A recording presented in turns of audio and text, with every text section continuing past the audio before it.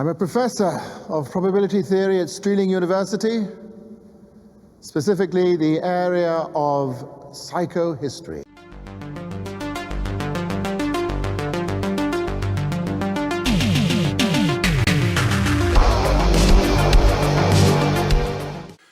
Hi, this is the Professional Amateur Hour coming to you with another review.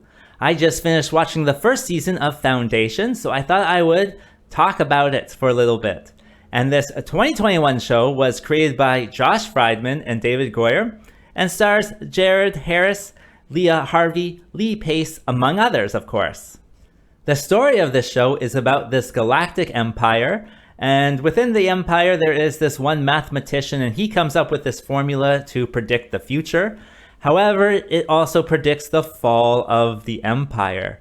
So he tells this to the emperor, and the emperor, who's immortal, doesn't like that news. So he banishes the mathematician to the far side of the galaxy to kind of set up like a library of sorts, where if everything, does fall apart, they can just go to this library and restart the empire. But what will happen exactly? You'll have to watch the show and find out. Alright, so what works with this show? Well, this is hard sci-fi, and I really like hard sci-fi. Hard sci-fi is much more about the concepts and the ideas that it puts forth rather than kind of the individual characters. And this one is about kind of the fall and rise of a new civilization. So it's kind of like this long form format of thinking that you have to do to really understand the plot. Where, these people are trying to plan for, 1,000 years in the future, 2,000 years into the future and whatnot. So that's, very interesting to think about. Also with the Emperor, he's immortal. Well, he's not really immortal. What he is he's a clone, and he has like 3 versions of himself. He kind of has an older one, a middle one, and then a younger one, and they're all very in sync as well. They'll make the same like hand gestures and whatnot, and so that's all very interesting. And with that storyline, they kind of put forth ideas of like, what's it mean to be immortal, what's it mean to be a clone, and what's it mean to have like 3 versions of yourself like in sync with each other. And so that was all very good hard sci-fi concepts. So lots of hard sci-fi that I thoroughly enjoyed. In addition, I would say the overall story was, compelling enough to follow along with it. I really did enjoy the Emperor's story. I thought that was so cool, thinking about immortality and clones and stuff. He even does like this religious pilgrimage. That was my favorite episode.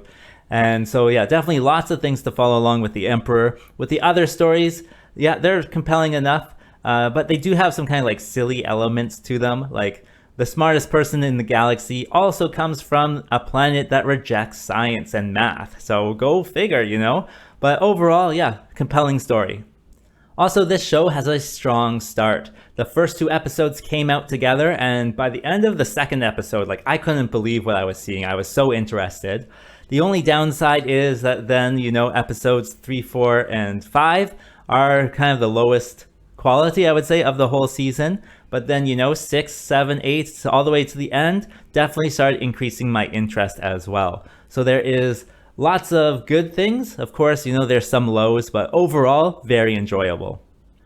And lastly, with these sci-fi shows, it's all about the space travel. And this one has some of the most interesting space travel I've ever seen. They have this spaceship and it like creates this like black hole, and then they kind of like slide the black hole across like the plane of the galaxy with their, spaceship around it.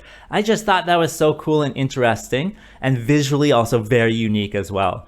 Maybe I can clip some in for you, so, check this out.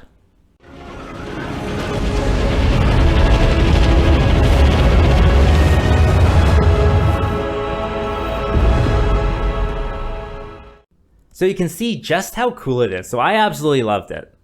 Furthermore, I thought all of the acting was good. I've never really seen this guy Lee Pace before. I absolutely fell in love with him. I thought he was a great actor. I did look him up, and I guess he's in Guardians of the Galaxy. He's the guy with all the blue makeup or something. So yeah, definitely good acting across the board. And that brings me to what doesn't work with this show. Well, like I said, I really enjoy the Emperor's storyline. And this show is based on kind of a series of books, and I've read them many, many years ago, so I don't remember too much about them. But I don't think the Emperor is in the books. And with the book storyline, they're planning for like 1,000 years, 2,000 years in the future. So it kind of feels like they're just setting up and then going to be waiting around and just let things happen to them.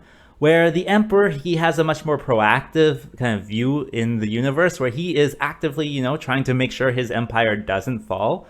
So it just kind of seemed like the Emperor's storyline took, center stage, and the book storylines kind of took a back seat for the Emperor. So if you're a fan of the books, do be aware of that, but that could just be my, viewing experience of what I picked up on. I'm sure you can attach yourself to any of these characters and enjoy it, but just for my viewing experience, that's how it kind of worked out. In addition, you do kind of have to be smart to really get full enjoyment out of this one. They have episodes where it's just all about the math and whatnot, so there is that. I think I'm a smart guy, I understand math, but at the same time, talking about math is not the most riveting thing I've seen. So who would I recommend this show for? Well, I think if you're a fan of the books, you can check this one out. Just know there are other storylines involved as well. If you're a fan of hard sci-fi, yeah, you can definitely check this one out. I wouldn't say it's the most exciting one out there, but it's definitely entertaining. As for a rating, I'm going to give it the average score of 5. And having said that, I think that's all I wanted to say. So like and subscribe, and I will see you next time.